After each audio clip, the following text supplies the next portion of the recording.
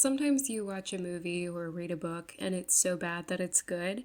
And that's how I thought this book was going to go for the first 10 pages or so.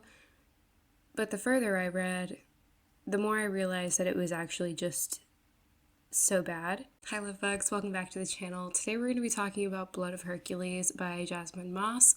And it's going to be a pretty negative review. And so if you are not with that, if you don't want to hear that, then, this is your cue to leave.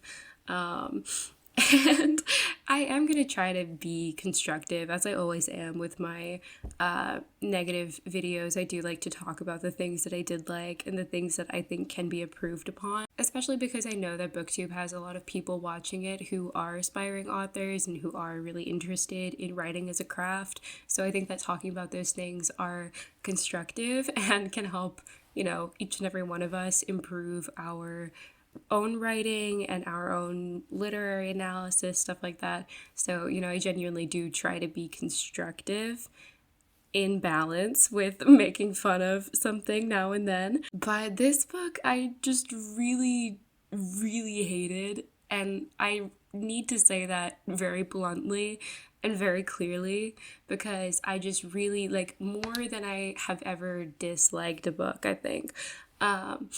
And, that's a tall order. I think I did my powerless video and I thought that that was poorly written and stuff. This book, I think, was badly written and contained a lot of portrayal of certain subjects that I thought was negative and even harmful, even problematic. So I'm going to talk about that in depth. So, we are going to talk about it from, oh, haha, this book is silly and bad kind of way, but I also do want to talk about serious topics where I thought that this book was genuinely not good in its representation and in its approach to certain topics. So this is a long intro, but this is Blood of Hercules by Jasmine Moss. This is obviously no hate to the creator or anything. I hope to God that she never sees this video and, please don't send it to her or tag her in it. Nobody's ever done that with any of my videos to my knowledge, but I know that it happens sometimes, so please don't do that. I thought that this book was bad and contained problematic material, so I'm going to talk about both of those things in detail. This is just a warning if you don't want to watch a negative review. Normally, I can see why people like books, even if I don't like them, especially with Powerless and Reckless. It wasn't for me, but I can understand why certain people do like it. I can see what the target audience is and how this book appeals to them and why people like it. But this book, I just really feel didn't have any redeeming qualities. I thought the main character was terribly written. She was infantilized and sexualized and a fucking idiot, and all the male characters were creeps. The romance was non-existent, basically. The writing was childish and poorly constructed. The depiction of feminism was comical. The depiction of same-sex relationships, I think, was a little bit fetishized. The depiction of SA was romanticized. And so I know that this is a dark romance, an enemies to lovers dark romance. And so the characters aren't meant to be good people, but even with that in mind, I didn't think that the romance was done well. I didn't feel any kind of romantic or even really sexual chemistry. I thought that this book really just followed a lot of romantasy tropes without really bringing any originality to it, without any kind of critique or thought. And so I don't really think that it was romantic. I don't think that it was sexual even. It was just, I don't think that it was good. I guess. And that's something that I'll talk about as I kind of go into it, is that I just kind of struggle to see who the target audience is for this, because the book is written around Greek mythology. I know we haven't started talking about the plot yet, but it's called Blood of Hercules. But it doesn't really utilize any of the characters or mythos or religious elements. So I don't think it's really necessary to have more than a basic understanding of Greek mythology if you go into this book. But also, so if that is your target demographic, people who are already interested in Greek mythology, then I think that they'll be disappointed because those elements are really kind of vague and not fully realized, but also I think that the book does kind of rely upon the audience to come in with some kind of base knowledge in order to fully understand like who the characters are and stuff. So if you come in with absolutely no base knowledge, I think you'll be a little confused, but if you come in with base knowledge, I think you'll be disappointed. um, and so like if it's written for a fantasy audience, I think that it really misses the mark with the world building, is really lacking and a bit nonsensical. If it's written for a romance audience, I think it really misses the mark, like even more so than fantasy. Um, and if it's written for a dark romance audience, I think it still misses the mark because the characters don't really develop emotional connections or like relationships. I don't know if that's, important to romance, but there are some scenes that I like intended to be hot, but I don't think that there's really a connection. Like, I don't think that there's an emotional element there to really propel that. And if it's written for an audience that wants the adult scenes, then there's only one, and it's at the very end, and I didn't think it was very well written, in my opinion. As I was about to sit down to make this video, I just found the content warnings. I blew past that the first time, but I'll read it to you. Content warning. This is a true, all caps, enemies to lovers Hercules retelling with a twist. The book is full of suffering, violence, sarcasm, and gallows humor. It's a slow burn, and the villains will get the girl in the end. Sometimes being a hero hurts. A lot. Beware. It's like already fucking pissing me off, but I'm gonna approach this gently. First of all, it didn't even cross my mind that this was a Hercules retelling. So, like, it's so far from, I guess it's just like the labors of Hercules, but it's so far from that it didn't even occur to me that that could be what this book is about. So I don't really know what she's talking about, like Hercules retelling with a twist. Maybe the twist is that she's a girl. Maybe the twist is that she's not Zeus's kid. Maybe the twist is like, it's so far removed from a Hercules retelling that I don't even know what she's talking about. Also don't think that this is like appropriate for a content warning because it really doesn't give you any details about what content it's warning you about. Full of suffering and violence, like that's so vague. Those are just categories of things that like happen in all fantasy, honestly. You can say like graphic depictions of that. It's like something a little bit more descriptive. I also just don't really, I think it's in poor taste, honestly, to like use a content warning to make a joke. So this whole thing about how this book contains sarcasm in the content warning, I think is first of all so cringe I can barely speak on it. It just like reminds me of one of those like millennial t-shirts. It's like, don't talk to me until I've had my coffee, or like, warning, sarcasm alert. Like, it's so embarrassing to me that I can't believe it made it to the final cut. But I think that it's in poor taste to make a joke in a content warning section because it kind of shows that you don't actually give a fuck about the content warning, and that you're not really interested in like you include a content warning to take care of the audience and like make sure that nobody is reading content they would rather not. I feel like this is not descriptive enough, and like the fact that she made a joke of it, I think is inappropriate, frankly. I also just want to say that I think calling this an enemies to lovers romance is inaccurate, and it would more accurately be called a bully romance, which is not something that I like to read and not something that I signed up for. So my justification for that is that I think that with enemies to lovers, it is a lot more equal and there is a lot more mutual feeling, where at least insofar as just emotional bond, where both parties have a reason for the dislike of each other. They're both going into the relationship with a shared feeling of hatred, shared feeling of dislike. Usually they have done something to the other person and the other person has done something to them, which warrants their feelings towards each other. So it's a shared experience. It's based on the same emotions towards each other. It's a mutual bond.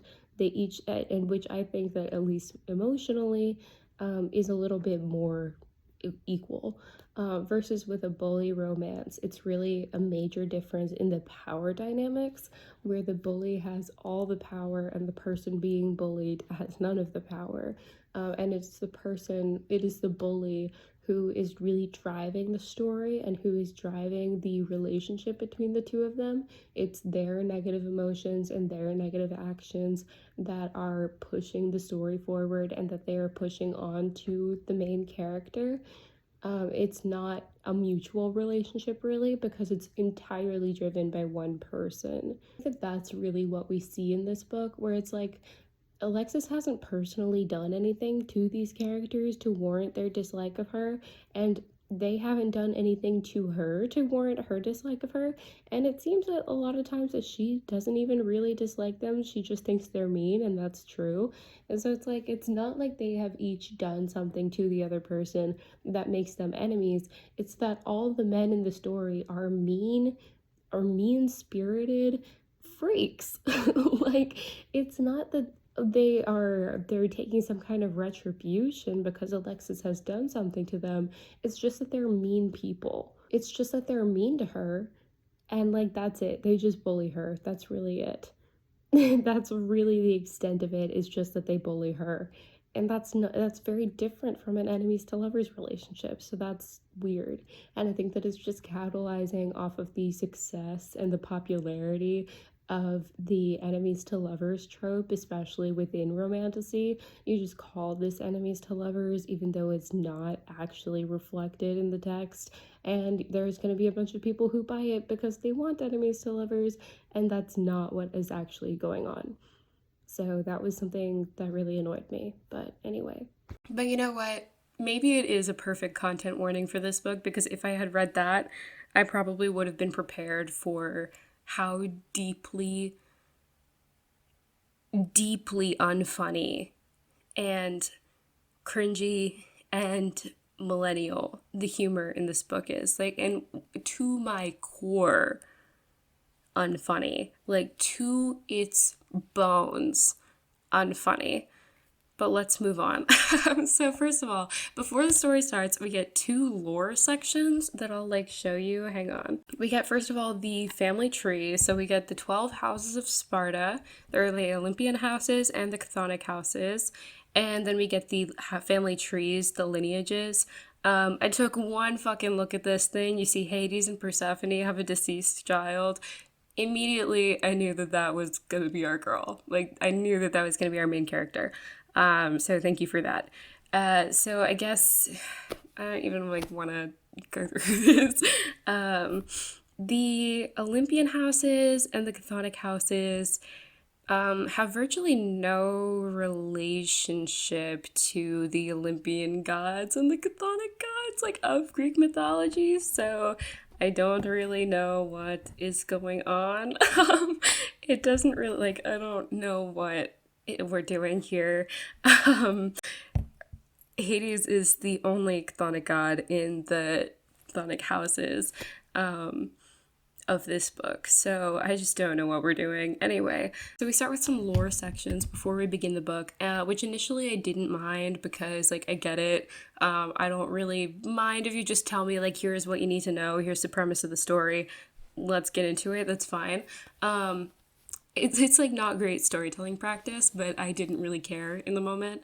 Some of the finer details, though, were a little bit difficult to remember because of this, because you're just getting a lot of information all at once, and it's not really grounded in any kind of reality or in any of the story. It's just kind of this is what you need to know before you get to the story. It's studying for the story. So it was just a little bit difficult to remember every single thing from that as I was reading the story. But here is the basic lore dump for you guys. So the gods in this book are called the Spartans, and they, in our lore section, I'm already so fucking exhausted. In our lore section, we learn that the humans have learned that the Spartans are not completely invulnerable, and so they attack. And then the Spartans withdraw and take all their knowledge with them, which is what causes the Roman Empire to fall. And so the Olympians are one of the sections of gods, and of Spartans, I should say. They focus on self-improvement and science, and they have children with they have children with humans, and the chthonics have blood red eyes and powers to hurt other people, such as torture and mind control and pain, and those are their powers. So we skip to the 21st century, and there's a great war where the 4 chthonic houses attack the 50 Olympian houses, and only 8 Olympian houses survive, and so now there's 12 houses total. And then in 2050, the Titans appear on Earth. I feel like I'm giving a lecture. The Titans appear on Earth, and the Spartans reintroduce to society and punish the chthonics, so that the kids of the chthonics have to handle the Titans and fight one another in a coliseum called the Spartan Gladiator Competition. And then they also create this controversial marriage law, which is that they have to get married when they're 26, which is kind of a random number, and also that the chthonics can't marry other chthonics, and the way that they make sure that there's no loopholes is that they list out explicitly every single name of like all the chthonics. So it's saying like basically like you guys can't marry any of each other, which does mean this law will be obsolete in 1 generation. So, you know, we're gonna have to draft up another one pretty soon. It did feel worse as I was explaining the lore dump to you now. I was like, oh, this actually was kind of bad. Because it's like, it's so much information all at once, and it's just kind of floaty and ungrounded. So it's just like, it just doesn't really mean anything to me yet, because I haven't even started the story yet. So it is just kind of difficult to retain all that as you're going into the story. Especially because a lot of it won't come up until it's relevant. I mean, like, naturally, but it just leaves you with very little sense of reality. But anyway, let's start our stories. So our story begins in 2090, and our main character, Alexis, is 10 years old, and she has run away from her abusive foster dad and is reading a book in the library. It's an autobiography of her favorite mathematician. She's very into math. And that's something that is kind of relevant throughout the entire book, is that she's very into math. And there's this running gag that was never once funny to me, about how she is like really into this one mathematician, Carl Gauss, I think. And so she'll like talk about how he's her ideal man, and like she used to write fan fiction for him, and that's just something that kind of comes up throughout the story. She just like thinks about it in her internal narrative.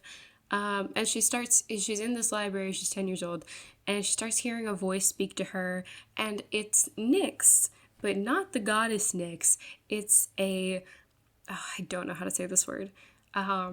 Echidna, which is probably not how you say it, but is a race of invisible snakes, like ancient invisible snakes, and Nyx will become her animal companion throughout the entire story. In this part, she's also info dumping a lot of lore, and it's like, okay, I just got this in the info dump lore section, so, you know, I don't really need it already again.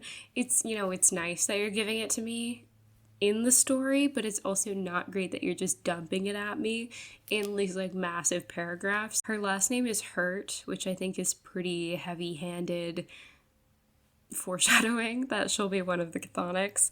And she gets a new foster brother. His name is Charlie. He's 9, and he has yellow eyes. I forgot if that's relevant or not. I don't think it is at this point. This whole section, I think, really could mostly be done away with. And even as I'm telling it to you now, it feels really unnecessary. And also just like at this point, at no point does it read as if a child is narrating. The narration remains the same throughout the entire book, between her like being 10 years old and then skipping to like the present time where she's 19. The narration is the exact same. There's no indication that she's like older or younger in one of them. And also when the perspective changes, because we do get a couple of POV chapters from the romantic interests, also like the same writing style. Like an example also of just how the writing like doesn't sound like a child. This was on page 35 for me. I don't know if it's the same in print. Great. I'm having a heart attack at 11. Any other day, I would have welcomed a cardiac embolism with open arms, but not now. A fucking 11-year-old is not going to be talking like that, and I don't want to fucking hear that she's so smart, she's so brilliant, she knows what a cardiac embolism is, because it just isn't, like, it just doesn't make sense. And also, if she's speaking like that at 11 because she is so smart, then she'd be speaking very differently at 19, because that would continue to grow, like, her vocabulary and references would continue to grow with her. Hopefully, she's not capping out at 11. I'm gonna come down from that. Calm down a little bit. We get like another huge info dump where she talks about all the kids of the Chthonics, and it's Augusta. I have to just like look at the map again. I just don't remember. Of Charon, who is the heir to the house of Artemis. Helen is the child of Aphrodite and Ares, so she is an heiress to the house of Aphrodite. I don't know why the family tree genders heir and heiress. I feel like that's kind of unnecessary. House of Hades, of course, you know, they have this mysteriously deceased child. And then Ares, the heir is Augustus. It's also the only Latin name, which really pisses me off. Like, it doesn't matter, but it does piss me off that like all of them have Greek names except for Augustus. It just is weird. He's the heir to the house of Ares, so he's half brothers with Helen, and his other half brother is Achilles, and Helen's half brother is Patroclus. So, I guess he's also related to, yeah, I guess he's also related to Augustus. Also, in the book, they call Patroclus, even though his name is Patroclus in the family tree, they call him Patro the entire time, which just means dad. So I'm not going to be calling him that shit. I know that it's a weird thing to put my foot down about, but I'm not calling him Patro. I'm going to call him Pat this entire time, because I know it's irrational for that to be the thing that I'm putting my foot down about, but I'm not calling him that shit. Anyway, we get this big info dump. I'm giving it to you as well. Her parents try to kill them. We're moving fast, sorry. A Titan comes in and kills the mom, so her dad is yelling for her to use the emergency bathroom phone to call the police, and she doesn't do it. And she lets her mom die, and then she tells the cops that her dad killed her mom, so they take him away and he goes to jail. And she, in this fight, is blinded in one eye and made deaf in one ear. And this is a disability that I think could be interesting, and I think it's good to have that representation, but I don't think that it's done particularly well. It's not really something that she talks about it like now and then, but it's not really something that has effect on her, really. It's not really something that she deals with or that she has to compensate for or find a way to work with. Like, it's just something that every so often she'll be like, he's standing in my blind spot. This also makes one of her eyes a different color, kind of in that like cartoon way that you would depict that someone is blind in one eye. And the cops say that their trailer that they were living in, this trailer park, is a crime scene and therefore uninhabitable. I don't know why this would make it uninhabitable. I don't know why they can't continue to live in it even if the cops say that it is uninhabitable, because we're about to do a time skip to when she is 19, and they're fully homeless and have been homeless since this happened. So I don't know, like, they have so little respect for the cops and for authority throughout this book. I don't see why they wouldn't just continue to live in the trailer anyway. I guess maybe they take it away. I forgot. Maybe they actually like drive it away. But yeah, never mind. Maybe they do that. My bad. It's the first like true issue that I had with it. Well, okay, I have two. I have one fun issue and one serious issue. My fun issue with this book is that the humor is so bad.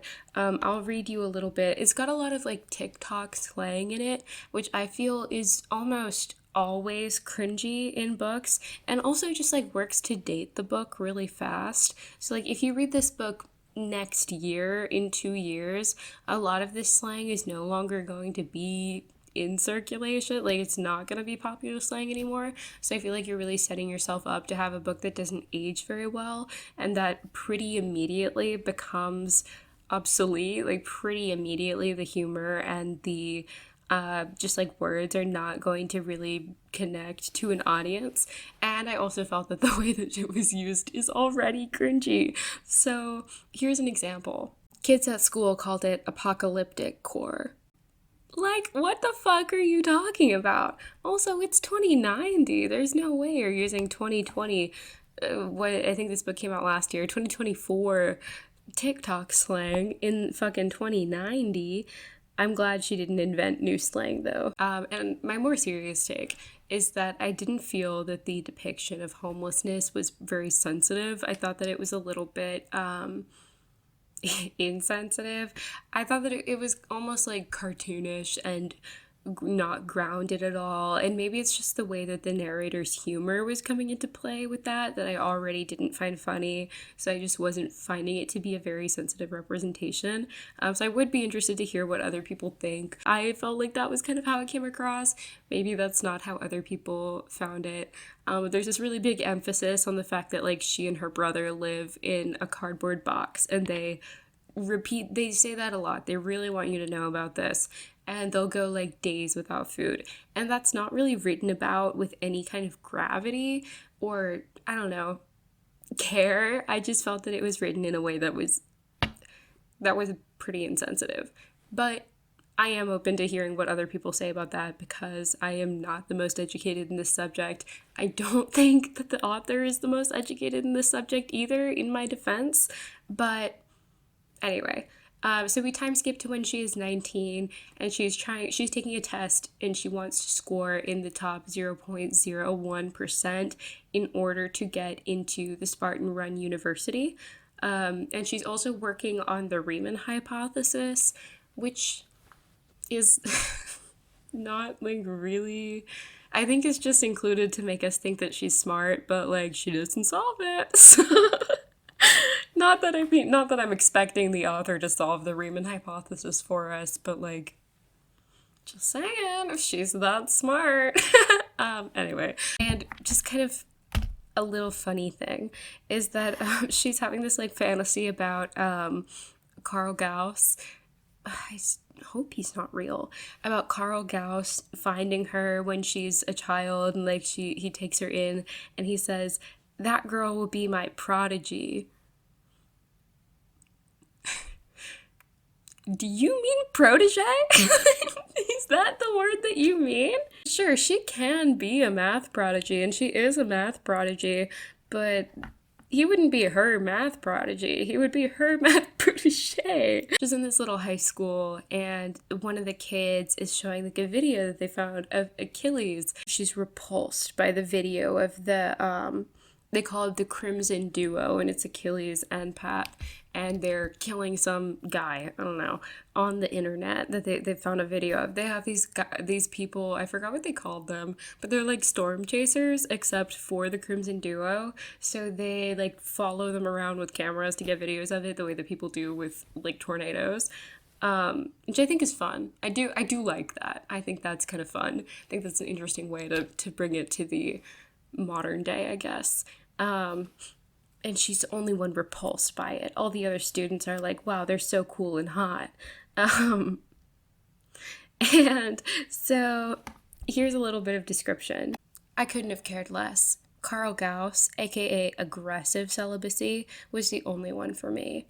And this is something that kind of comes up in one other spot, and I think I marked it so I can tell you the page number when we get there, but she does really seem to be asexual, and at some point refers to herself as being asexual. We're looking at this video, and a bunch of stats show up on the screen, so, and they're funny. I love these stats.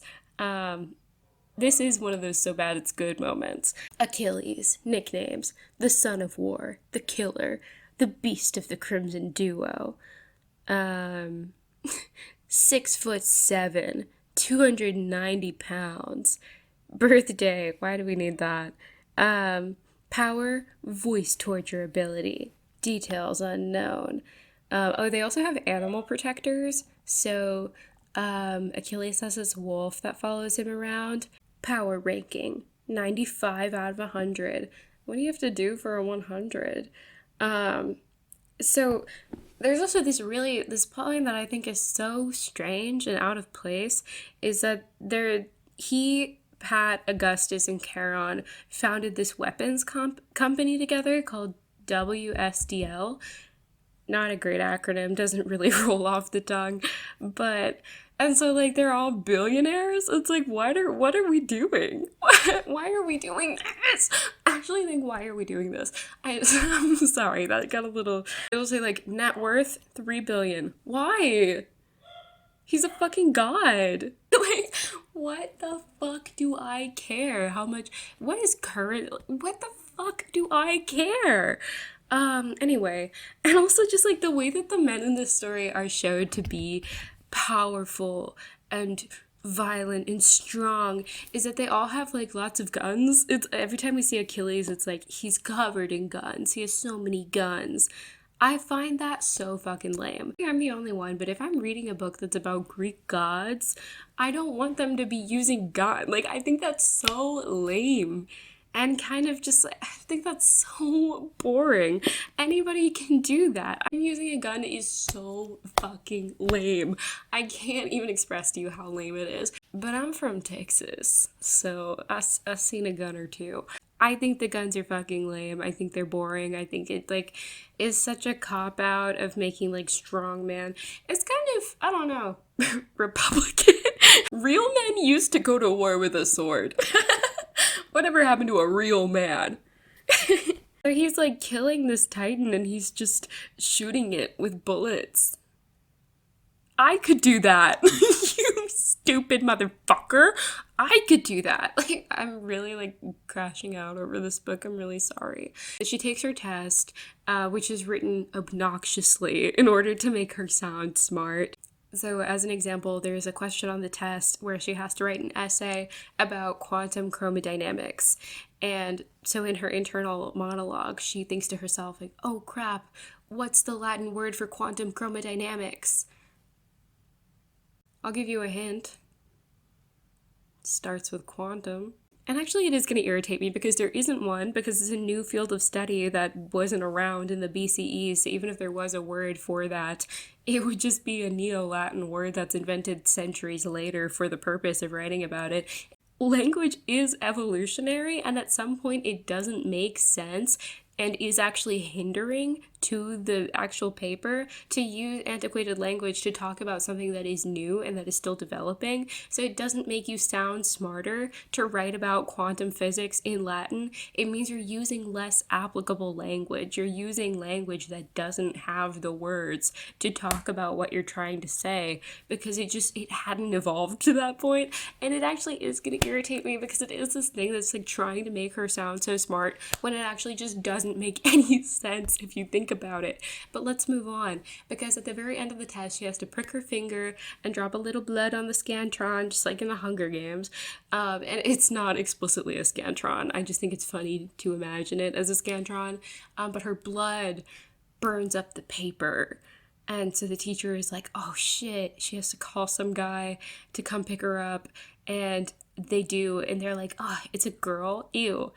Which is where we get the first little hint of the, like, comical, insane sexism in this book. It's kind of the same thing as the depiction of homelessness, where it's just, like, it's spoken about to such a degree, and it is in such a way that doesn't even really make sense in the narrative, that, like, you can't even take it seriously, I feel like. So, like, these people come to get her, and they're, like, thinking they're gonna get a new Spartan, a new person who is a god, even if they are mixed. Like, Achilles they call them mud, which I think is not great, but even if she is a mud, so is fucking Achilles, and so they come and they're like, aw, damn it, it's a girl. She's a fucking god. Anyway, so they're like, well, we think that you're just doing this because you got Spartan blood on the black market and you actually just want to get close to Achilles and Pat because you're into them, because all teenage girls are into them. And so they give her an adrenaline shot with enough adrenaline to kill her in 3 minutes. If she is using stolen blood, like, it'll overload her body. If in 3 minutes, if she doesn't actually have Spartan blood, 3 minutes is a brutally long time to be waiting there in complete silence to see whether or not this bitch dies. Absolutely criminally long time. I would need 20 seconds max, and then it starts to get really awkward. But she lives because she's a Spartan, and we find this out pretty late in the book, considering it's like so obvious, and the premise of the book. This is 16% in, so it's like, you know, we already got a lot of information that it's like, this is the premise of the book. Anyway, so they like teleport her to...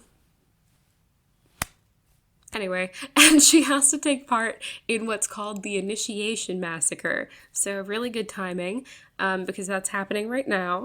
And they call it the Initiation Massacre, and it's when all the 19-year-old, like, initiates have to fight each other to the fucking death, and the top 10 survive.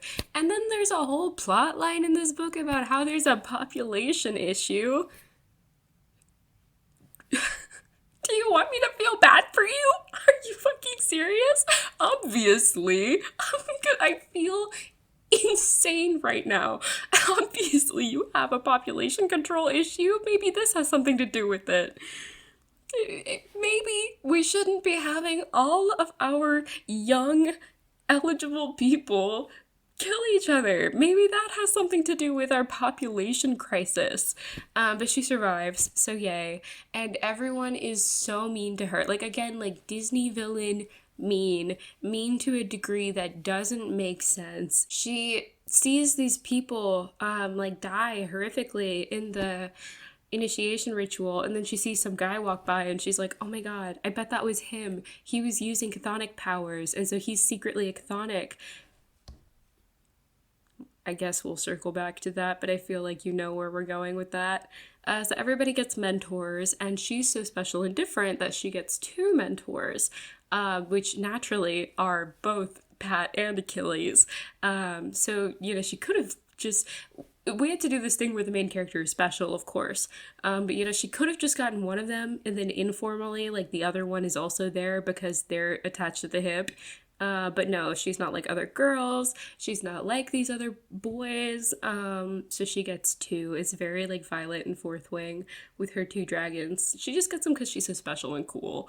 So Pat comes up to her and he's like, hey bitch, you're disgusting, you're gross, I hate you, don't ever talk to me, I wish you were dead. And I wish that that was like an exaggeration, but that is the exact energy that he brings to this interaction and every following interaction. And he's a love interest. So what the fuck are we doing? What are we doing? At no point, what are we... What are we doing? He doesn't even like this girl. He doesn't even like this bitch. He comes up to her and he goes, ew, what? You are so gross. Anyway... Oh, I think I forgot to mention that Achilles is I'm serious. Achilles is wearing a muzzle throughout this whole book because his voice torture power is just so strong that they had to do it. You know, he can't be allowed to just talk freely. And Pat's the one with the key. That he can take it off in emergency. So, like, you know, if it's necessary, you can take it off. I feel like that's kind of vague instructions. He could deem it necessary whenever. I imagine he's taking that shit off just so they can kiss. So, I think maybe another thing that I find really cringy about this book and like poorly done is just like this, the author like really wants you to think that these people are cool and edgy, and it's just like done to such a degree that like it becomes uncool and extremely try hard. So it's like they're not cool and edgy anymore, they're just like trying way too hard. There's such a fine line between between like being cool and being a poser. And I think that we have crossed that line miles ago. I'm going to take a break to talk about something that I actually do think is problematic and that I want to talk about in a little bit more detail, and that is Pat's characterization. Because in this book, and I guess I can start with talking about both of their characterizations and just kind of characterization in general. So all of the characters obviously are named after mythological figures, but I don't know that they are necessarily intended to be the mythological figure. So like Achilles and Patroclus are obviously based on mythic Achilles and Patroclus, but I don't know that we're meant to interpret them as being the same people. I think that it's kind of a both thing where like they are and are not the Achilles and Patroclus of the Iliad. They're have the same kind of relationship where they're very close, but all their things are different. And I think especially, and this is where I'm going to talk about something that I do think is like genuinely poor representation. Patroclus is explicitly described as being black, but his characterization is made to be very aggressive and angry, and I didn't really vibe with that, especially because Achilles is the one in the Iliad who very famously has the anger problem.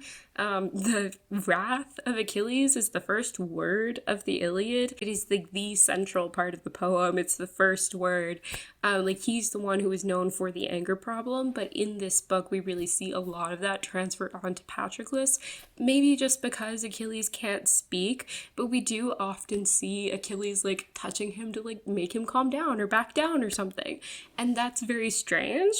I think that's a weird thing for both of those things to happen. Like if we made Achilles, or if we made Patroclus into this very aggressive character but didn't describe him as explicitly black, I wouldn't have as much of a problem with it. But it's the fact that these two things are in tandem that I'm like, that isn't a particularly like sensitive change. In the Iliad, Patroclus is like a warrior, but he's not more aggressive than any of the other characters or more angry than any of the other characters, certainly not more so than Achilles, which he is in this book.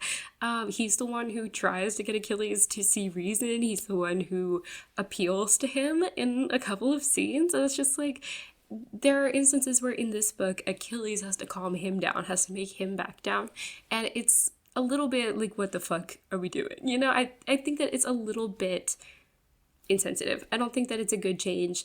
And like, it's also true that all of the men in this book are extremely aggressive and angry, but I think that it jumped out to me the most because the author was explicitly describing him as being black, and then also making these changes to his mythic characterization in order to really amplify this aggression and violence in him, I think is weird. And like, again, I don't know if they are necessarily intended to be their mythic counterparts, but they are very clearly based on their mythic counterparts.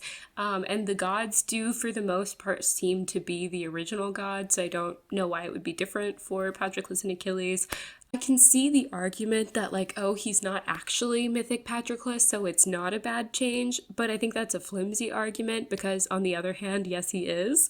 And I can see the argument that it's not a bad change because all the men in the story are like that.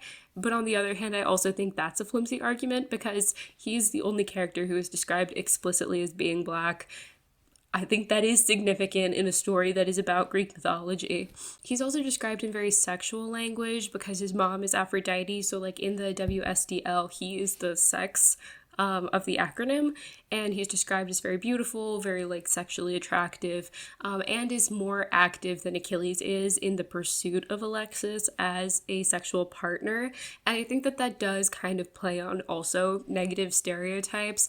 And again, like mythic Patroclus has no relation to Aphrodite, so that's another change that, because like, yes, the other men in the story are also portrayed as aggressive and overly sexual, but I think that you should, if you are writing a character that you are explicitly making black, I think that you do need to pay attention to these things and focus on demographics that already have negative stereotypes in these ways. Because I think it is possible to write this character without that intention and without even thinking about that and still contribute to the problem. I don't think that your intention really matters in this point if the effect is that you are still building off of negative stereotypes. So like it's possible that that's just how this character is and that's just how the men in this story are, while still contributing to the already abundant literature that is intentionally racist. So like it is possible for this to be written in good faith without considering racial implications and still be contributing to stereotypes.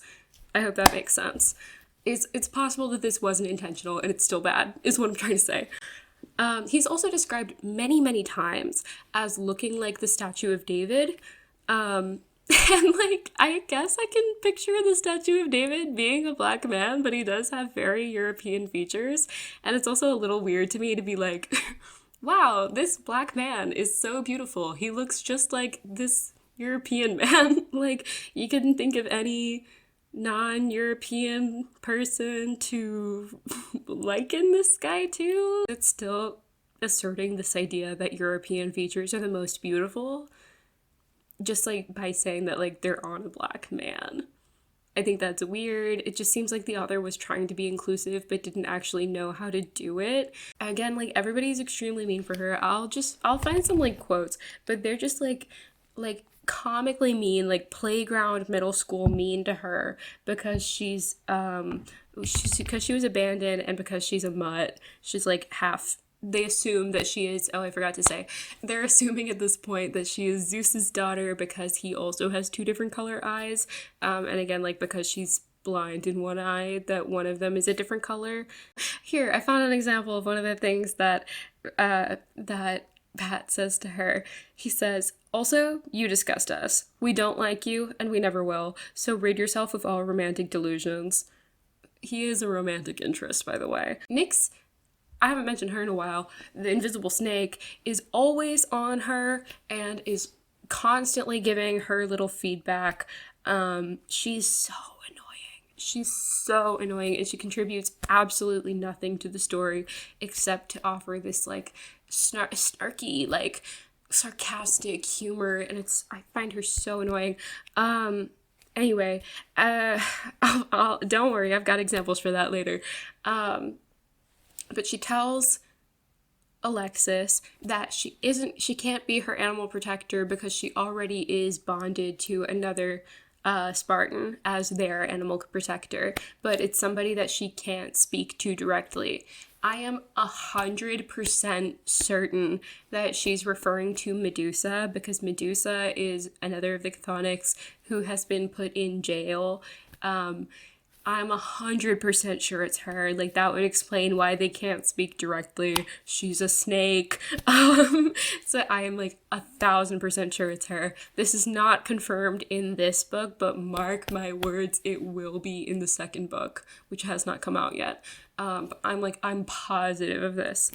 There's a really large amount of Christianity in this book. Definitely more than I was expecting going into a book that's about the Greek gods.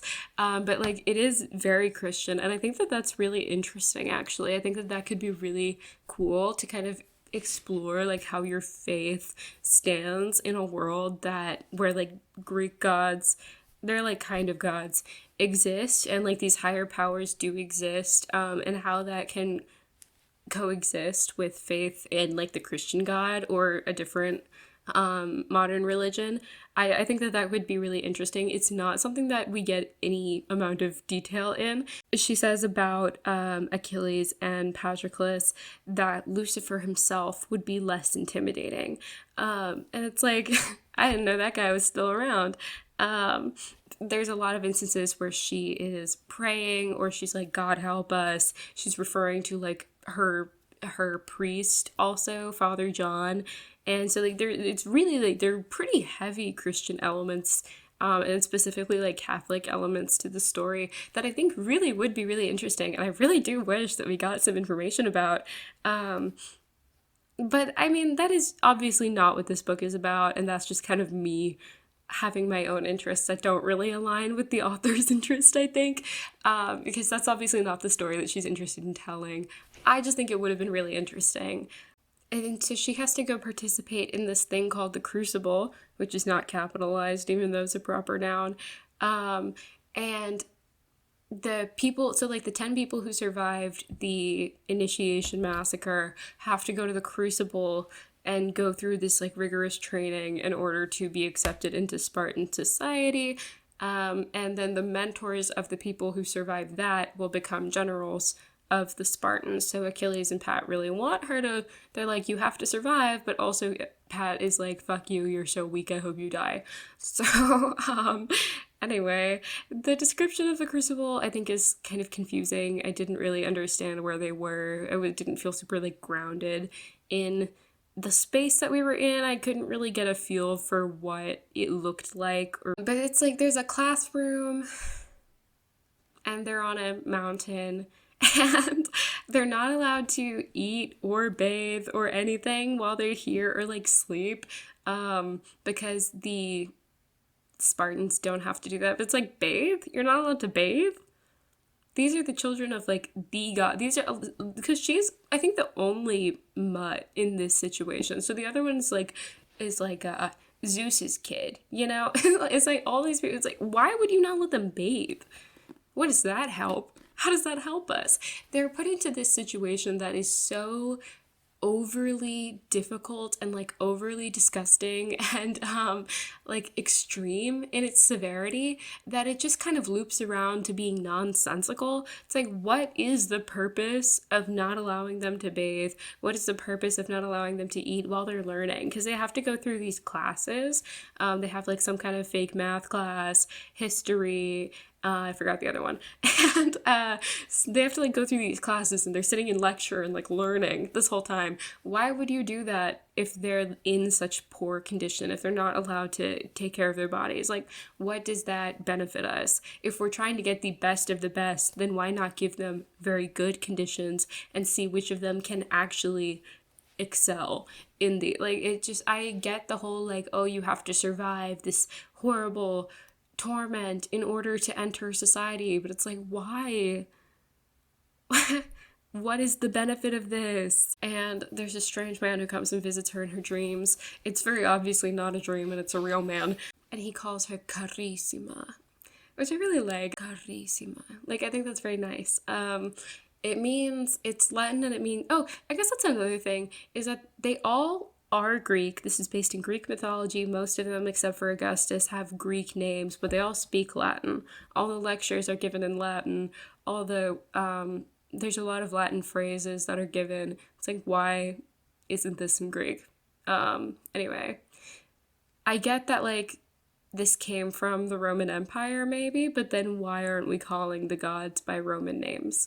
It means, like, most beloved, most dear. At some point they do translate it for us and they call her dearest, which is like, I feel like I was reading this as like most beloved, which I thought was extremely like strong to be using on this girl you don't know.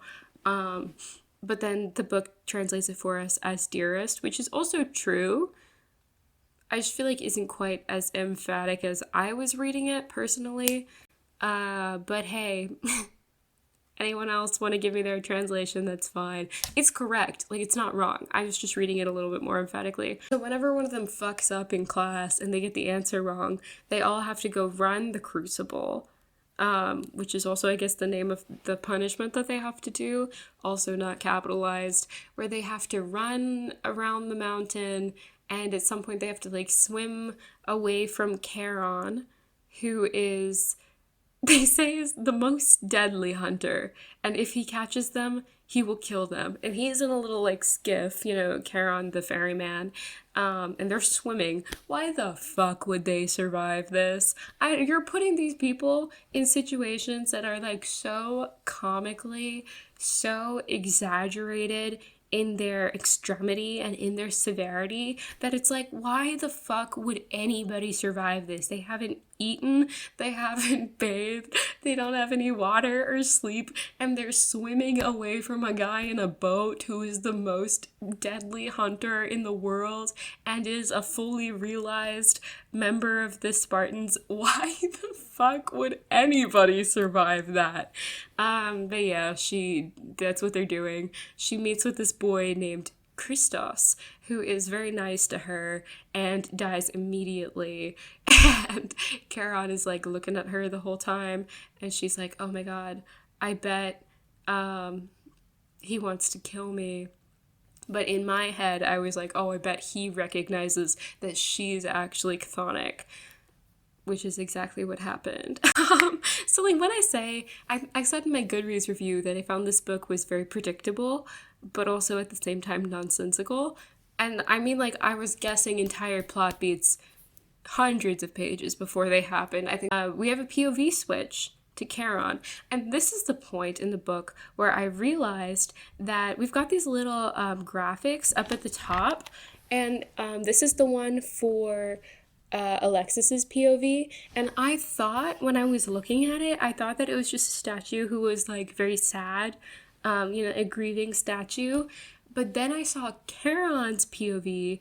Give me 1 second to find it for you guys. And I was like, oh fuck, wait a minute. It's not a grieving statue, it's a fucking face palming statue. And they are so millennial that it really did hurt me. But yeah, Charon's POV is this guy with sunglasses on, who is the actual statue of David, right? So why would they include that? Anyway, this is how Charon fucking narrates, and this pissed me off so bad, because Charon is this, like, I guess he's not ancient, but he's an adult. He's, I think, 26 or 27, right at marrying age. Keep that in mind. So I think he's 26, yeah. And this is how he fucking narrates. He's a Spartan. He's the most deadly person. He's gonna kill these kids immediately when he finds them. When the Federation had randomly forced me to work the Crucible this year, a decision that still didn't make any sense, I'd assumed the torturing of the Olympian spawn would make a little fun. There is no fucking way he talks like that. It's also just like he has the same sense of humor and the same narration style as Alexis does, so it's like it doesn't feel like a secondary POV. It feels like her, because they're not written very differently, and it doesn't feel like this strong warrior man, murderer from hell. It sounds like Brandon from Algebra 2. He actually has trauma. And we know that anytime a man has trauma, that excuses everything they've ever done. So, here's a little bit for you guys. I didn't run from my demons, I fed them, and now I was the demon. The Olympians called me many names. Insomniac, sociopath, hunter, killer. All of them were true. Also, first of all, the first name they call you is Insomniac? Damn, you're so hardcore. He reveals in this chapter that, yeah, he's the guy who called her Carissima, and he sees her, and it's actually her who kills Christos. She is actually using her chthonic powers, because she's chthonic, to kill Christos.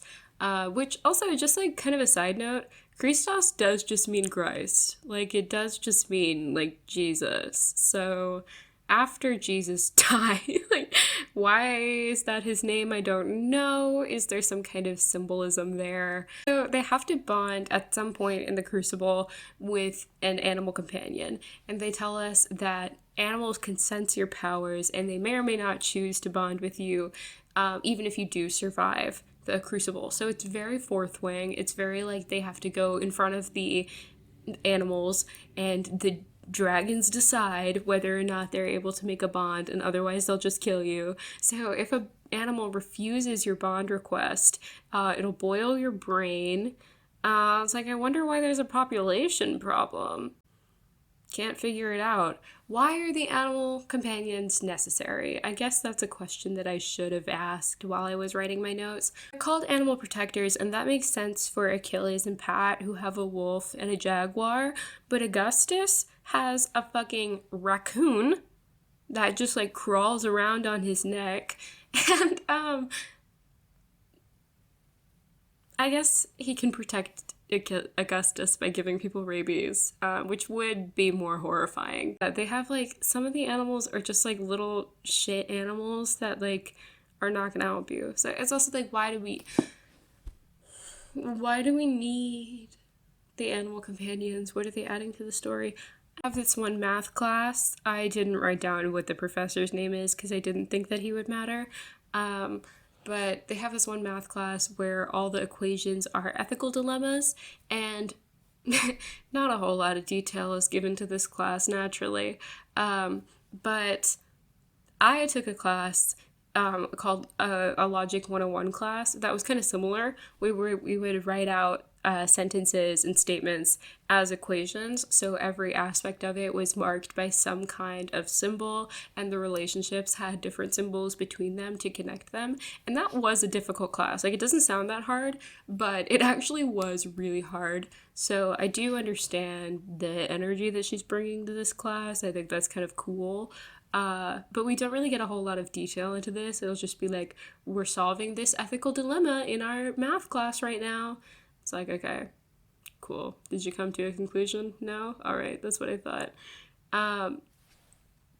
Maybe one of the most cringe parts of this book, and the part that really exemplifies what I meant earlier by trying so hard to be edgy that it actually just circles right back around to cringe and like poser and try hard, is that Achilles, she goes back to her mentors for like a week after 2 weeks of the Crucible, and Achilles is smoking a cigarette through his muzzle, and it's like played completely straight. Like, you're supposed to think he is so cool and edgy in this scene, and it's just so embarrassing. Like, it takes it too far. It's like, it's no longer edgy anymore because you've done too much. You're trying too hard.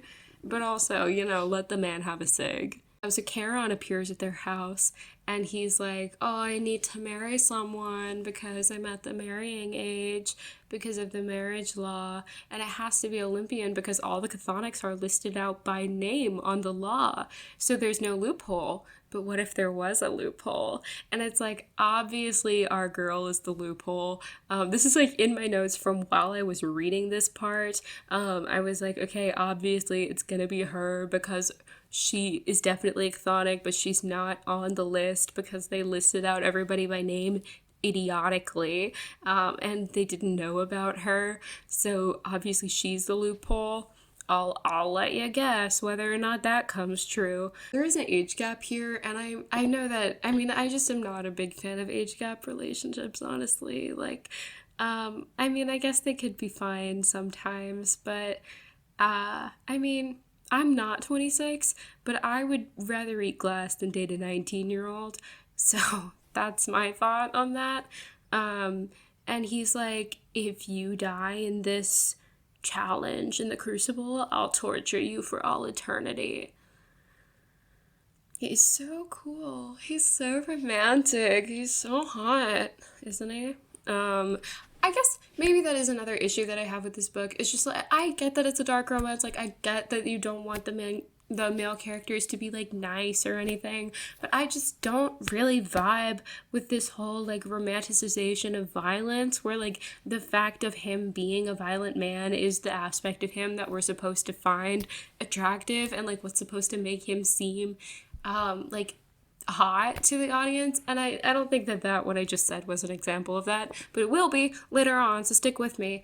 I just don't really think that what we need as a society is more romanticization of violent men.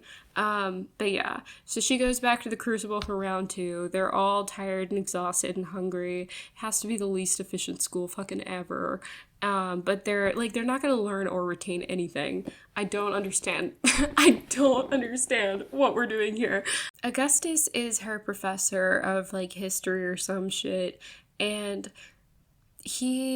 I really imagined at this point that he was just a guy, but actually he's in love with her because all the male characters have to be in love with her. There's Augustus. That's his picture. So we get to the point where she and the other initiates are taking a break from the Crucible to go, or as part of the Crucible, are going into this little wilderness place to try to find an animal companion, and all the animals are running away from her. But a bunch of bugs come to her, and like a butterfly lands on her nose, and I thought it would be really fun if she had some kind of like insect companion, or if like all insects kind of flock to her. I think that would be really interesting and like kind of fun because chthonic means earth, so it's just like, you know, little critters of the earth, or, you know, just dominion over bugs, I think would be kind of cool. But then some scraggly little dog comes up to her, and now he's like, oh shit, that's definitely going to be her animal companion. She names him Fluffy Jr. because she had a dog earlier named Fluffy in the human world with her brother. Oh, I forgot. But also she forgot too, so that's not my fault. She had to, like, whenever they took her to the massacre, she just like hasn't seen her brother since. It's been many months, and she thinks about him probably once every 100 pages. So it's like she does think about him, but not very much. So after they do that with the animals, they haven't decided on a companion yet, but you know, we've floated the options. They're gonna go to this thing called the symposium, and Augustus is like, women usually don't attend. This is not an event for women. Because it's an orgy. But I was a little bit perturbed by the forcefulness of the sexism in this. I just don't really think that it made a whole lot of sense for the story. So heavy-handed, but at the same time, it's also very easily disregarded because the way that sexism manifests in this book is just that everybody is extremely mean to her and says horrible things to her, but it also doesn't really matter because they let her do anything she wants anyway. Like, there's no actual systematic thing that puts her at a disadvantage under the men. It's just that people are extremely mean to her. So I guess talking about the feminism in this book, there's this really like Disney villain level comical sexism, where every man is just like is extremely mean and tells her that she can't do things because she's a girl. And Augustus is always talking about her purity, how being in the Crucible is ruining her purity and her honor, and shit. But I don't even really think makes sense in universe. These people are so mean to her for being a girl, but they assume that she is the daughter of Zeus. I don't know that this book wants us to think Alexis is a feminist icon or anything, but regardless, the character Alexis is not active in the plot in any way. She has no real agency in the plot. There's even this point where Augustus tells her, you're not doing what you think you're doing for women by participating in this. Like, you're not making the statement that you think you are. And she's thinking to herself, like, I was literally forced into this. I didn't even want to do this. I have no statement that I'm making. And it's like, yeah, everything in the story just happens to her. The plot just occurs to her. She has no agency in it. She has no real control over anything. Things just happen to her. And then, like, we do get these really weird declarations of feminism that I think are honestly gonna set women back a couple decades. That's a joke, I'm sorry. I was mean. But, for example, her companion Nyx, who again is there the entire time, not contributing to the plot, but offering little quirky bits to the conversation, such as, I don't really want to say this out loud, but here we go. Pussy power, crush the patriarchy. And she says things, and Alexis in her internal monologue says things like, free the nip and the lips. vaginal. Do you want this to be feminist or not? Because it sounds like you're trying to make some like girl boss feminism thing out of this, which I feel like it does kind of fall into what I talked about in my Lady Macbeth video about just like kind of the issues with a lot of feminist retellings using the language of feminism and not really actually doing the work to make something feminist. Yeah, being a little bit more serious, I think that the book does in some ways kind of capitalize on this idea of feminism without actually doing the work to make a narrative that is feminist or to make a character that is feminist. And another aspect of that, I guess, is kind of the same issues that I had with Lady Macbeth and some of the other modern retellings. It's just that the characters have no real agency, and the way that sexism is portrayed is not really reflective of the real world and just kind of manifests in male characters being very mean and not actual sexist issues being raised. I think that there is this kind of like sexy baby trope where she is completely unaware of sex and doesn't engage with it while also being very sexualized by every single man around her. And it's like, it kind of falls into this idea that women who are not participatory in their own sexualization are attractive, that you shouldn't have to participate in your sexualization. The woman shouldn't be participatory in their own sexualization and shouldn't know enough to be complicit or averse to their sexualization. Sexualization is put upon the female character. It is not something that they act towards. So it's something that I talked about in my Powerless video, actually, is like the way that female characters can be villainized once they start to act upon their attraction to the male characters. But the female character, the self-insert character, is desired by every man despite not acting towards it. I can't even tell you whether or not this book wants to be feminist because its message and portrayal of feminism is so confusing and strange. At no point does it appear feminist or even accidentally stumble upon a feminist message. It has the energy of like the girl boss feminist main character, but no substance or even really effort behind it. Her attitude towards sex is like a little bit Puritan, but I do get it.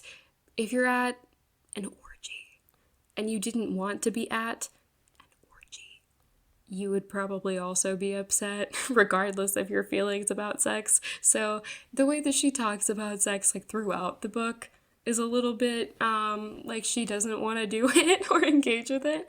But I mean, she does at this point say that she's asexual. So the sirens are hot and their job is to be hot. There's a hot piano playing siren, but everyone is clamoring around him in such a way that she just can't quite see who it is.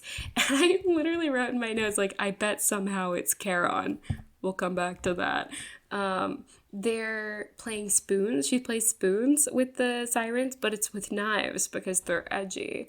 And then, yeah, the piano player is revealed to be Charon because one of the sirens, like, touches her and he immediately, like, throws all his shit down. He's like, don't fucking touch her, I'll kill you. He's so dreamy. So she gets home and there's a box and there's a threatening note. And the note says, like, get the fuck out of the crucible. I hate women, something like that. And then she opens up the box and the siren's fucking face is in it. Like his eyeballs and nose and one of his fingers is in it, like the siren that touched her at the party. And so she's like, oh my god, what the fuck? So I also feel like that could be something that's in the content warning because it was a little bit more gruesome than I thought. And like, yeah, a bunch of people have died at this point in the story, but this was a level of detail that I felt like was more than I was expecting. And so she goes back to the crucible and she confronts that guy that she thought was chthonic because she saw him at the initiation massacre, and he's like, I don't know what you're talking about, I'm normal. My superpower is endurance, I run really far. And she's like, oh my god, what? And then we get Charon's POV of the symposium after this, and he's describing Alexis at the party, and she's still fucking dirty and bloody at the party. It's like, you didn't make them all have a shower and change before they went to the symposium in front of all the gods? I get that the whole thing is they have to go through these like horrible circumstances in order to earn their place in Sparta, but you didn't want to dress them up before you sent them to the party. Anyway, and then in his narrative, he's like, "Oh my God, Alexis and Augustus are so hot." And so Charon is talking to Achilles and Pat, and he's like, "I'm betrothed. I won't say to who." And he's like, "Yeah, I've been sending betrothal gifts." And then Helen comes over to Achilles and Pat's house because she's half sisters with Pat. So yeah, she's just like a nice girl. She's just like a child. I don't know. I really like Helen in Greek mythology. I think she's cool. I think she's really underutilized. She's a very weird character, very odd. And I think she has really interesting mythology. So this was not like at all really what I was expecting of her, but it's fine. She's just like a nice teenager. It's okay. We find out that she's becoming like really good friends with Drex, the guy that she thought was chthonic, and we also find out that she has been studying with Maximum for months. Like, so much time is passing, and it just feels so ungrounded and meaningless. And her friendships with Drex and Maximum mean absolutely nothing to us because they're so underdeveloped, and none of the characters have any connection to each other or care for each other. Like, it genuinely wouldn't make a difference if you just removed this. So that's another like genuine issue that I have with this book, is that there is just no emotional connection between basically anybody. Back at the school, they're in the crucible, they have to run the crucible again. There's this mean kid, Titus, and it says like Titus and his croonies. Who the fuck are they? Who are the croonies? There's 7 people at this point because like 3 of them have died in the crucible. You can just say who they are. Like, it's so ungrounded, and it feels like we're floating in space for most of the crucible scenes. Like, it's just has no feeling of reality, that it's like, I don't even know who is in this room right now. It's like Titus, Drex, and Maximus, and Alexis. That's 4. He can have maximum 3 croonies. Just say their names, because like I have no idea what you're talking about right now. But they have to run the crucible again because somebody fucked up an answer, and a titan attacks, and it rips out Leo's throat. Wish I knew who the fuck that was. Sorry, dude. And Charon comes up from the river and he kills it sexily, which just means that he shoots it, which is not sexy. And there are so many aspects. This is something that's also been happening that I just haven't mentioned, is that people will tell her, Augustus and Charon mostly, will tell her something like, we have to value chthonic life, something like that. And she's like, damn, he's obviously thinking about Patroclus and Achilles right now. And it's like, bitch, you can't be this dumb. You cannot be this dumb. There's this whole section in the beginning where Zeus is like, there are no stupid Spartans.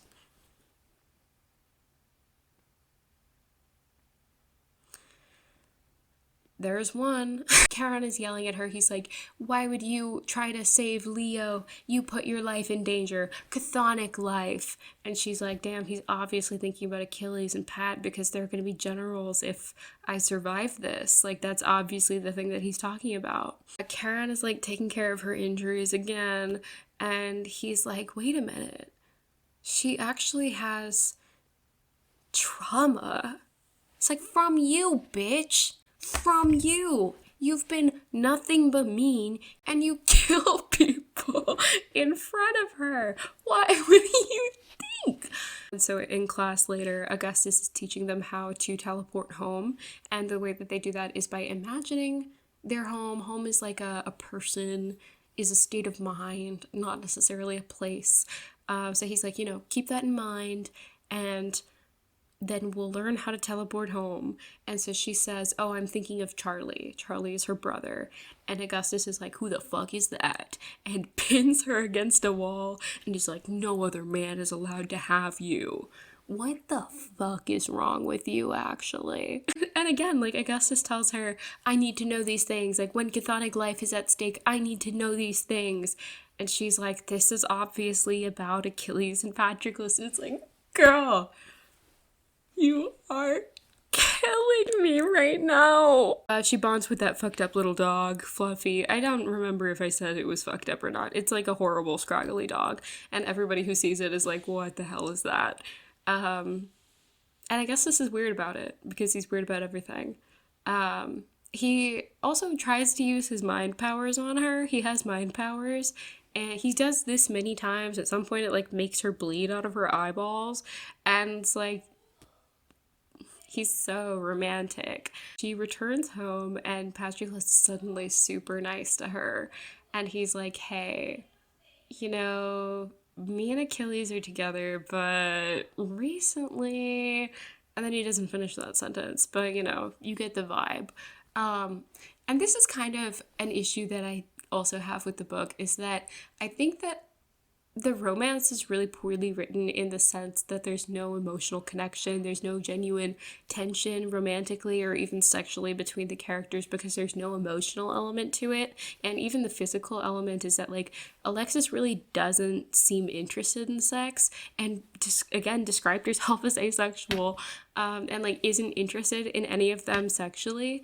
Like, she'll talk about how one of them is attractive, but like it doesn't really carry that connotation of like, I want to be with them. And so it's just kind of this, I think it kind of relies upon these tropes of like romantasy in order to make up for the romance that it's not giving you. It just assumes that because we have these scenes where Charon will be like, who did this to you, that like you're gonna interpret that as being extremely romantic, despite there not actually being any work put in to making this character have a romantic connection or like be attractive to the audience. I think that it kind of is a little bit fetishizing of male-male relationships, because like obviously Achilles and Patroclus are a couple, and I think that it kind of is using this idea of like fantasy of being able to participate in a male-male sexual relationship more so than it is using any kind of romantic aspect of it, because again, Patroclus has been such a dick to this girl, like has called her disgusting and stupid and ugly at every turn, like has never expressed any kind of romantic or even sexual intention with her, and it's just like not at all, it doesn't at all feel like a deserved romantic connection, and all of a sudden he's like trying to get her to come in on their threesome. And it's kind of the same thing with Augustus and Charon, where they're also a couple and like want to invite her in, and it's like it just kind of feels a little bit like, rather than actually developing any connection with any of these people, or like with one couple specifically, it's just playing on these sexual connotations.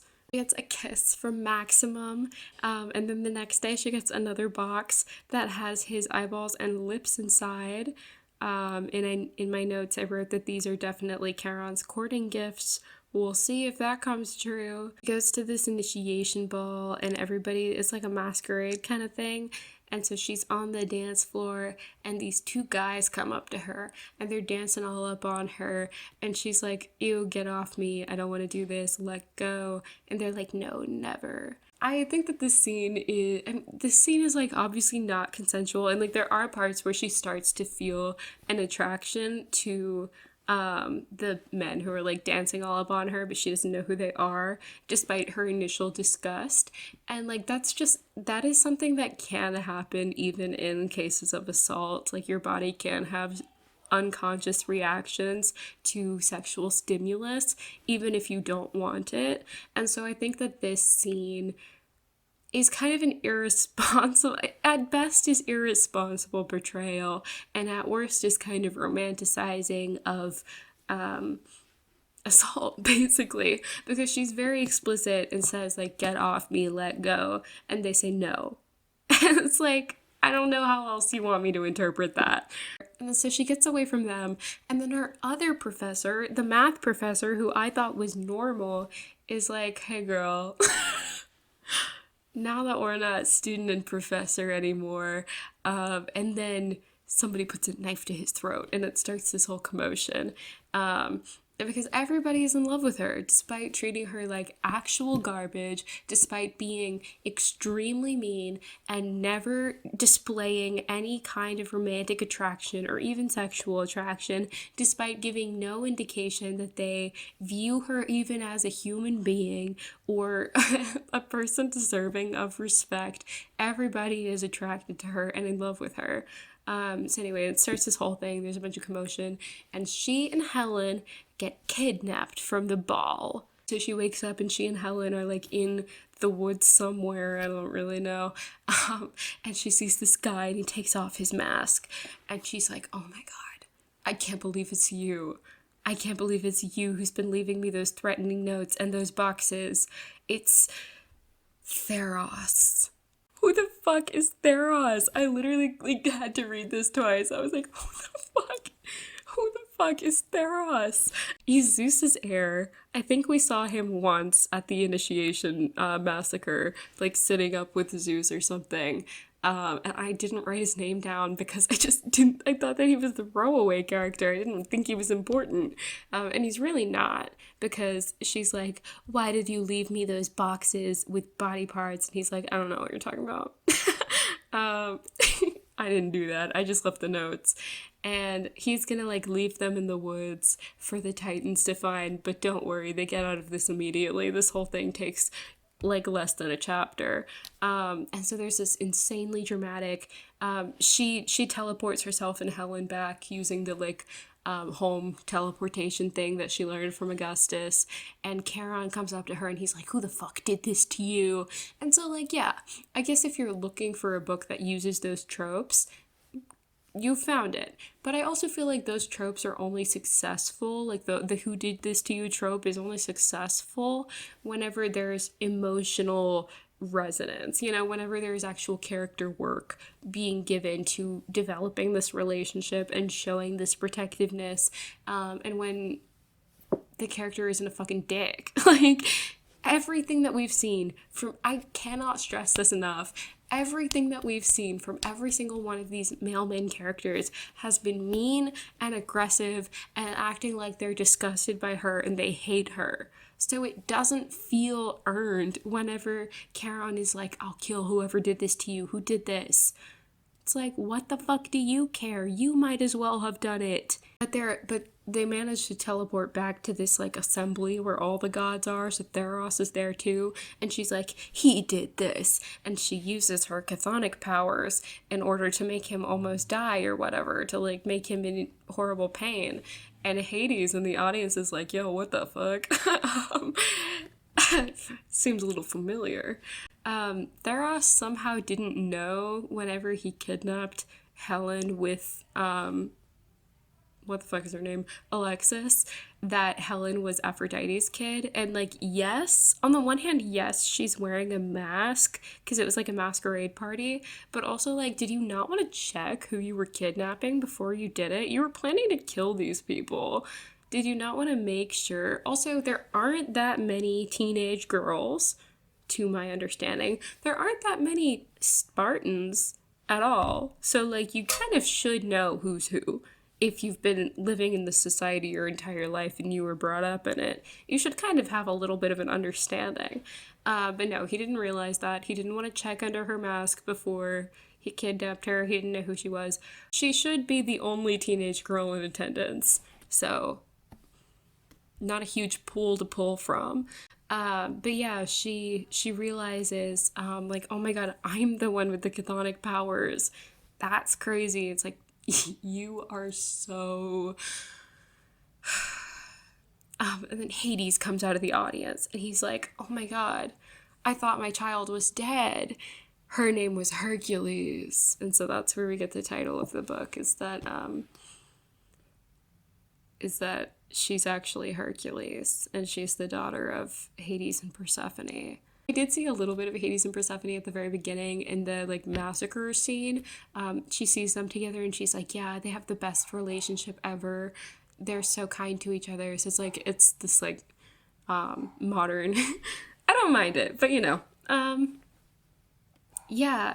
And so she's like, oh my god, Hercules is the name that was embroidered on my onesie whenever I was a child. And it's like, okay, thanks for telling us that at the 90% mark. She did tell us at the very beginning, whenever she was still a child, in those few chapters, she was like, oh, I was found in this onesie and it had an 8-letter word embroidered on it, and she doesn't tell us what word it was.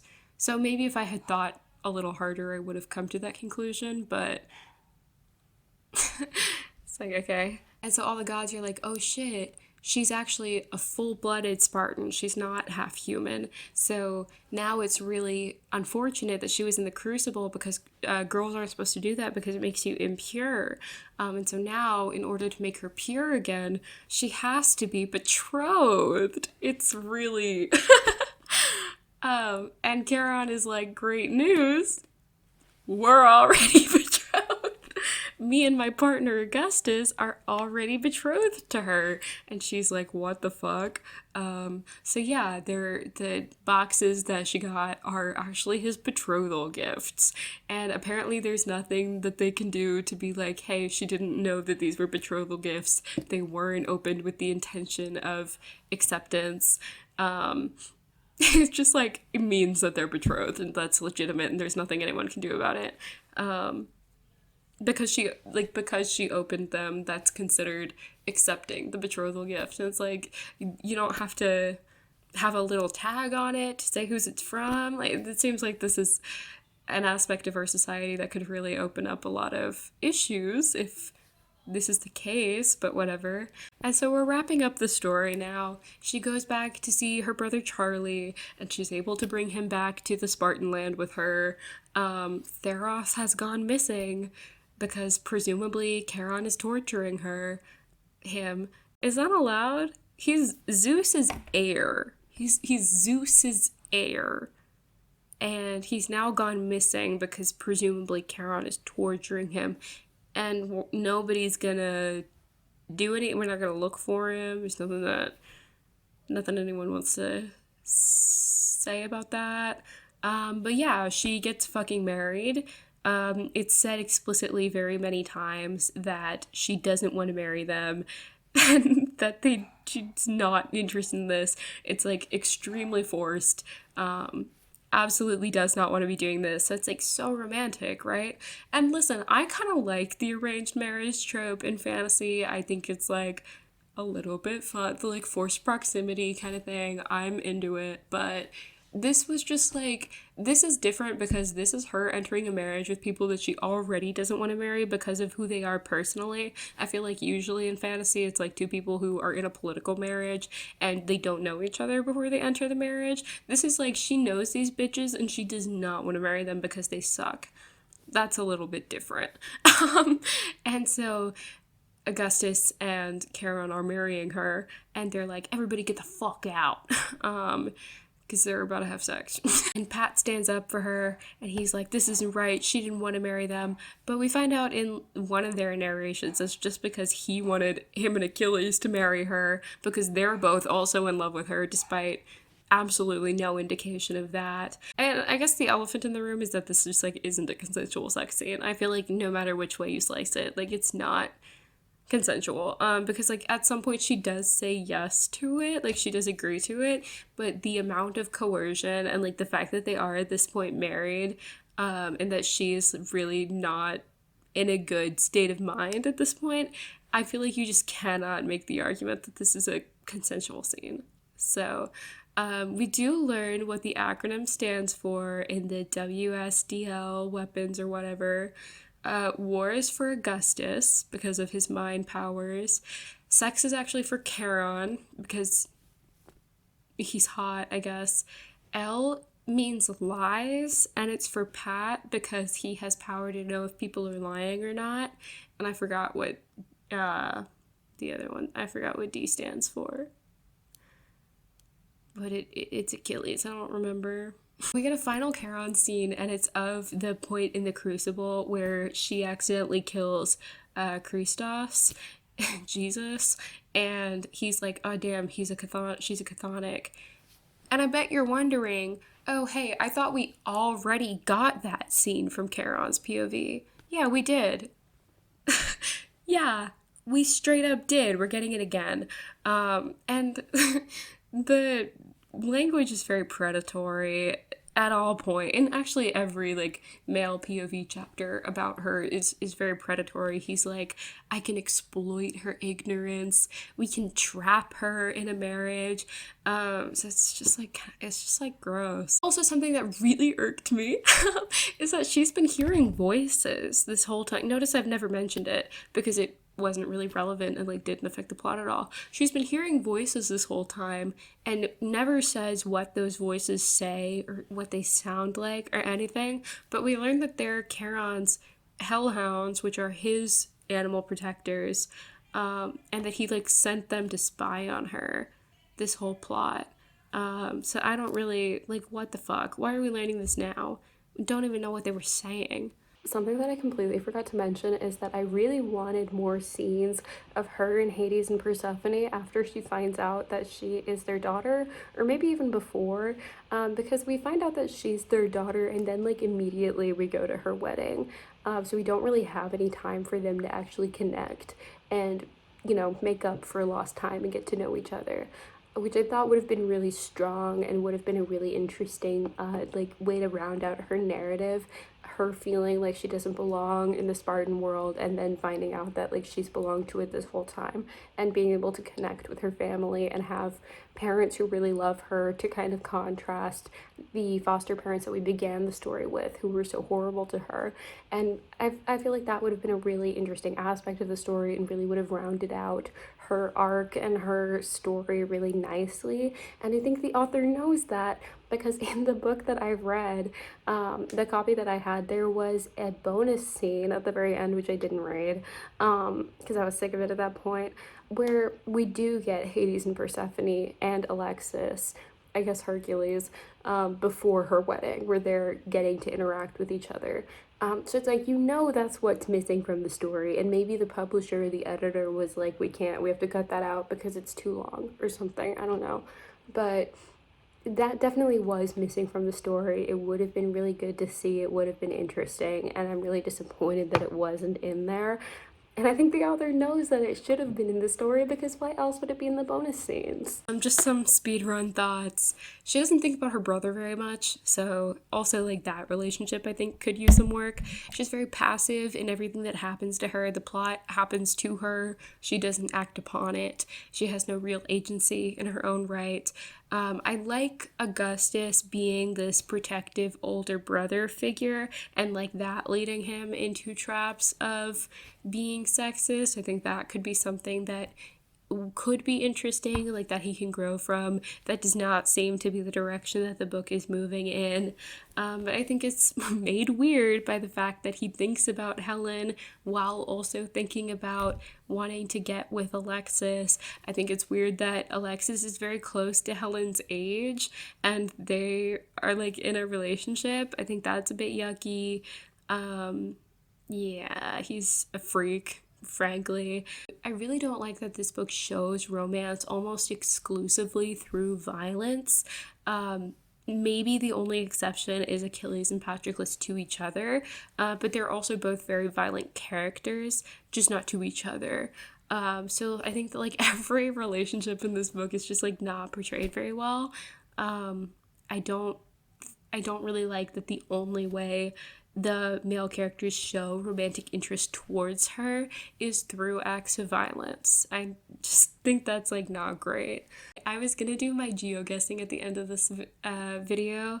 I started this with my Reckless video because I was getting very strong Midwestern vibes from Reckless, and that ended up being correct, but then I was a little bit off with my icebreaker video, so that kind of killed my confidence. But the point that I was trying to make with that is that you have to be careful whenever you separate art from the artist, because the art is always going to be the artist.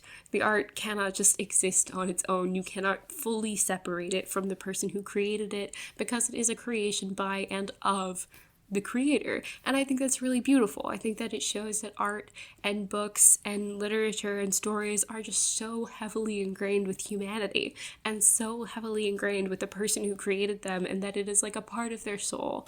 And so one very small aspect of that is being able to pick up certain things about the author by the way that they write. So long-winded story short, I don't know where this author is from.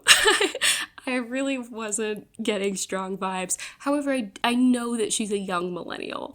I know that for a fact. I've never gotten such strong 27-year-old vibes from, and like, I'm so positive. Here's my evidence.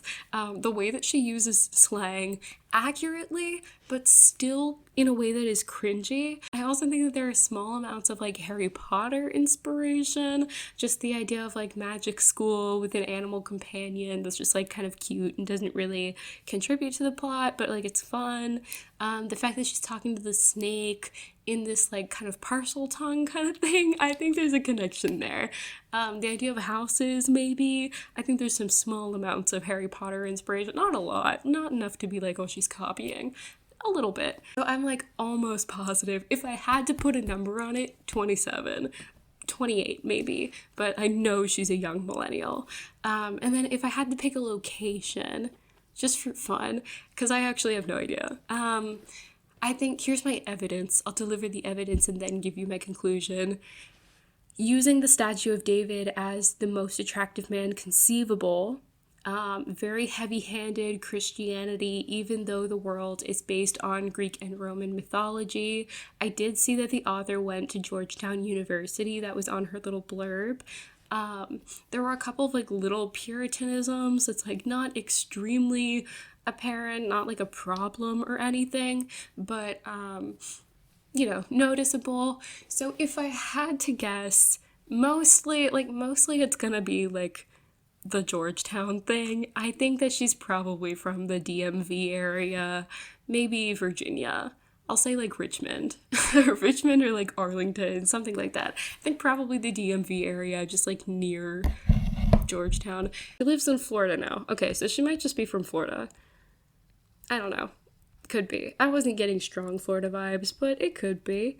Let's see if she has an about section. Hi, I'm Jasmine Moss. Oh, she's really cute. I love writing funny romantasy books set in dark worlds. Villainous men and sarcastic women are my favorite combination. Yeah, I think it's also the like sarcasm of it all that makes me think she's like 27, 28. When I'm not writing, I'm spending all my time reading Harry Potter fanfiction. I told you, I am currently 27 years old. I told you. That is actually insane. I cannot believe I got the exact number. That is so crazy. Okay. Okay, she needs to tell me where she's from. She doesn't want to tell me where she's from, but I want to know where she's from. Damn, maybe I'll find it later. I don't know. I feel like I think my final answer is gonna be DMV area. For all my non-Americans, DMV is DC, Maryland, Virginia. So that's the region that I think she's from. If I had to guess, I really don't know, but if I had to guess, it would be that. One last thing that I wanted to talk about is that the author does have a degree in classical studies from Georgetown. If you're unaware, if you're not American, Georgetown is a very prestigious university. Like, it's a very acclaimed university. And it is, so like that makes this book even more confusing to me because she clearly does have the background knowledge and she clearly is educated in classics, but I really wasn't feeling a whole lot of that coming through, and I wish that I was. I wish that she had leaned a little bit more into that. I think that would have been really interesting. So I feel like this video is really messy and really long, and I just kind of rambled the whole time, so I hope that it comes together well. I hope that you guys had a good time.